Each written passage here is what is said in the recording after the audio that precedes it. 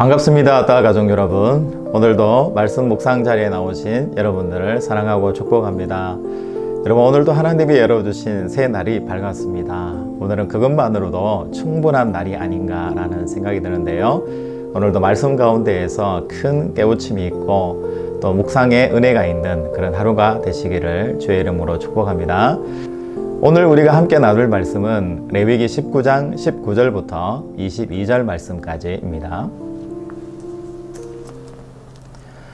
너희는 내 규례를 지킬지어다. 내 가축을 다른 종류와 교미시키지 말며 내 밭에 두 종자를 섞어 뿌리지 말며 두 재료로 직조한 옷을 입지 말지며 만일 어떤 사람이 다른 사람과 정혼한 여종 곧 아직 속량되거나 해방되지 못한 여인과 동침하여 설정하면 그것은 책망을 받을 일이니라. 그러나 그들은 죽임을 당하지 아니하리니 그 여인이 해방되지 못하였기 때문이니라. 그 남자는 그 속건 제물 곧 속건제 순양을 회막문 여호와께로 끌고 올 것이요 제사장은 그가 범한 죄를 위하여 그 속건제의 순양으로 여호와 앞에 속죄할 것이요 그리하면 그가 범한 죄를 사함 받으리라. 아멘. 여러분, 계속해서 레위기 말씀을 묵상하고 있습니다. 레위기 27장까지 가운데에서 이 19장 이 본문이 가장 중요하고요, 특별히 핵심 구절은 레위기 19장 2절입니다. 뿐만 아니라 레위기 19장에 보면 전체적으로도 나와 있지만 우리 일상의 거룩함에 대해서 아주 꼼꼼하게 세밀하게 하나하나 다 이렇게 짚어주고 또 건드려주고 우리에게 의미를 주는 본문들이 아닌가라는 그런 생각이 듭니다. 우리 일상생활 가운데에서 접할 수 있는 여러 가지 또 거룩에 대한 내용들이 나오는데요, 맨 먼저 보면 가축을 어떻게 키울 것인가, 구체적으로는 가축의 교미를 어떻게 할 것인가에 대한 내용이 오늘 본 말씀에 나오죠. 그리고 또 두 번째로 보면 밭에 씨를 뿌릴 때, 그러니까 농사를 할 때 또 거룩이 있다는 거죠. 어떻게 농사를 지어야 되는가라는 게 나오고요. 또 우리가 입는 이 옷에 대한 부분인데요, 어떤 옷을 입는 것이 맞는가에 대한 이런 좀 구체적인 내용들이 나오고요.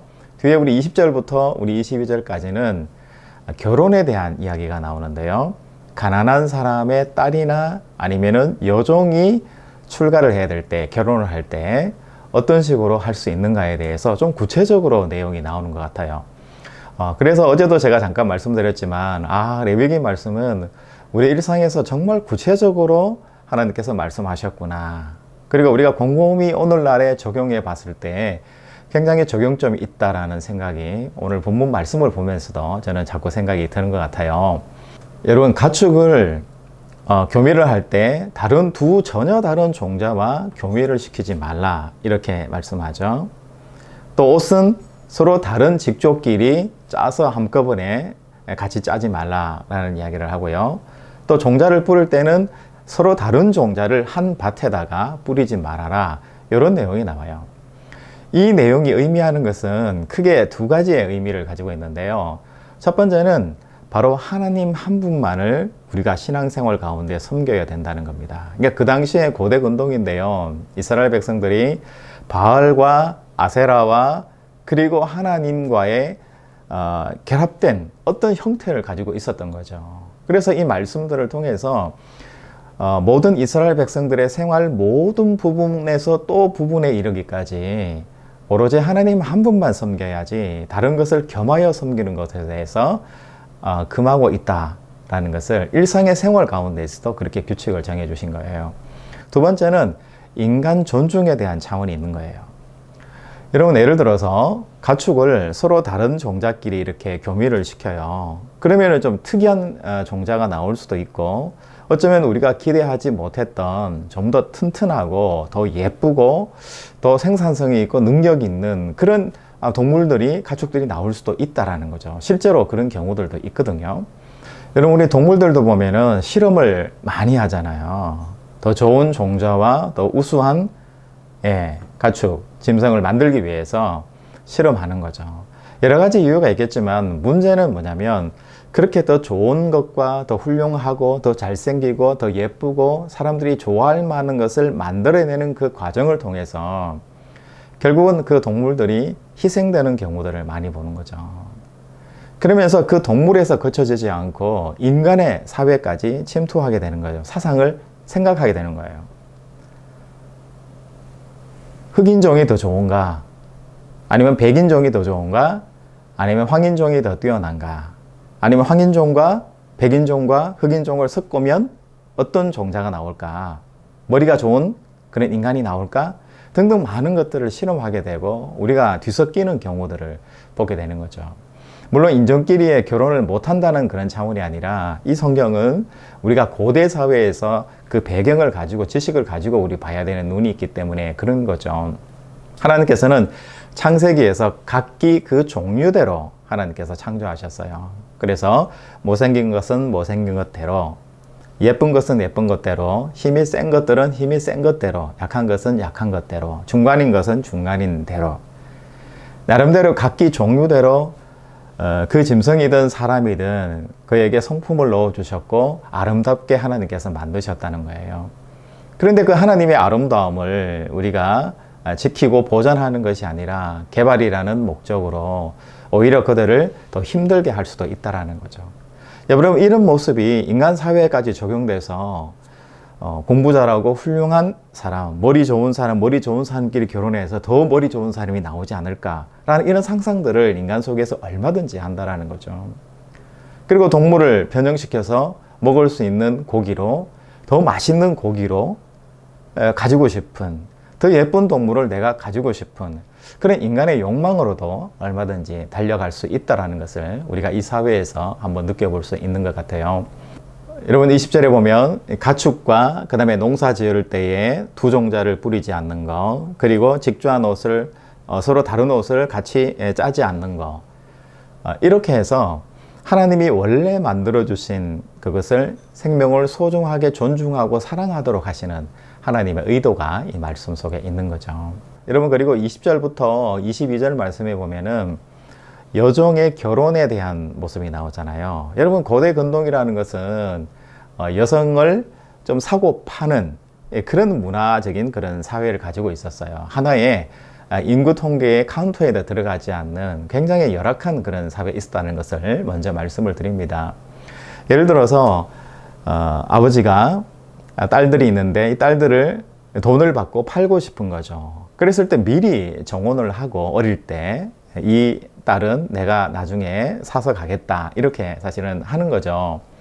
그래서 나중에 성인이 되고 나이가 어느 정도 들어서 데리고 가려고 할 때 그러면 결혼이 성립되는 거잖아요. 그럴 때 세 가지 조건이 성립되는 거예요. 사가는 그 아버지가 결혼하든지, 아니면 사서 아들과 결혼을 시키든지, 아니면 자기가 돈을 받고 또 다른 사람에게 그 딸을 또 다른 사람에게 판매할 수 있는 세 가지 조건이 있는 거예요. 그런데 만약에 이 세 가지 조건 외에 이 사람이 미리 정혼을 했는데 나이가 들면서 또 좋아하는 남자가 있을 수 있잖아요. 그래서 예를 들어서 성적인 관계가 있는 거죠. 이럴 때 성경은 뭐라고 말씀하냐면, 정혼한 남자가 정상대로 그 여성을 데리고 가서 결혼을 하든지, 아니면은 사랑하는 남자가 그 여자를 위해서 돈이 없으면 돈으로 사면 되는데, 만약에 돈이 없으면 노예라도 되어서 그 여자와 함께 결혼을 하면 되는 거예요. 그런데 여러분, 이런 경우가 있잖아요. 정혼한 남자도 결혼을 원치 않고, 또 사랑하는 남자도 어떤 이유에서인지 모르지만 결혼하지 않기를 원해요. 그럴 경우에는 속죄제를 드리는 거예요. 두 사람 다 잘못했으니까 속죄제를 드리고 그 아버지가 이 딸을 계속 데리고 살면 되는 거죠. 물론 추문이 있었기 때문에 여성은 좀 힘든 부분은 있겠죠. 그런데 이 모든 이 여종의 결혼 관계, 어떤 한 가정의 딸의 결혼에 대한 이 관련의 내용들을 보면 생명 존중과 바로 인격에 대한 존중이 이 결혼 풍습 속에 들어있다는 거예요. 그리고 하나님만을 섬기는 이 거룩함이 결국은 어디에요? 우리의 모든 일상에서 다 묻어나도록 그렇게 하나님께서 말씀하신 거죠. 여러분, 오늘도 참 좋은 날인데요. 여러분 삶 속에서 이 거룩을 우리 삶 속에 한번 실천해 보시는 여러분들이 되시길 바랍니다. 내가 편리나 효율을 따라서 무엇이든지 다 변형해서 나갈 수 있어요. 여러분 직장에서 예를 들어서 조금 상사가 되거나 직원들을 아래에 이렇게 같이 일을 하게 되는 그런 경우들이 있잖아요. 그럴 때 나의 성과를 내기 위해서 좀 더 나은 모습으로 내가 뭔가 보여주기 위해서 막 그냥 무소의 뿔처럼 앞으로 돌진하는 그런 일들도 할 수가 있거든요.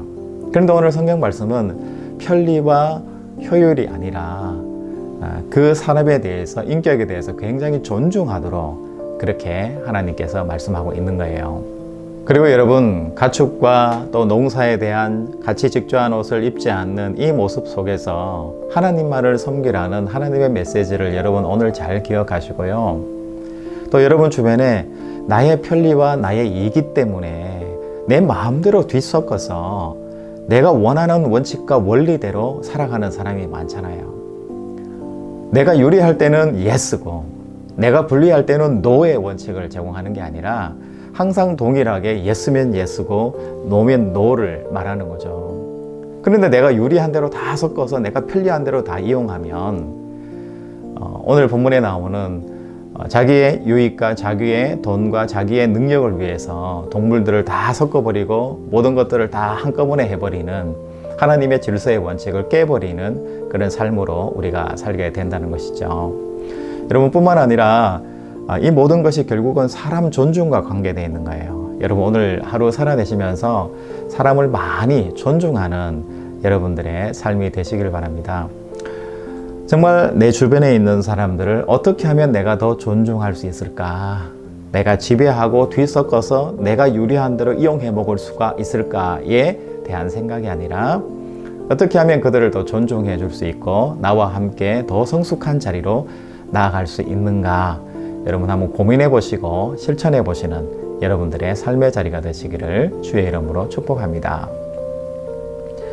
하나님, 레위기 말씀을 묵상합니다. 우리의 일상의 모든 구석구석에 이르기까지 말씀을 덧입혀 주심을 감사드립니다. 하나님, 가축에 대해서도 또 농사에 대해서도 또 직조한 옷을 입는 것에 대해서도 또 종이 결혼하는 그 풍습에 이르기까지도 생활 모든 부분에서 하나님 말씀해 주심을 감사드리며 거룩한 모습을 드러낼 수 있도록 도와주심을 감사드립니다.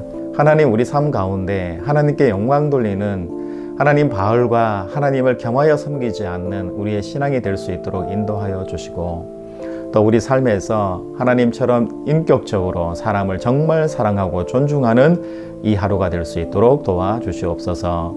거룩하신 예수님의 이름으로 기도하옵나이다. 아멘.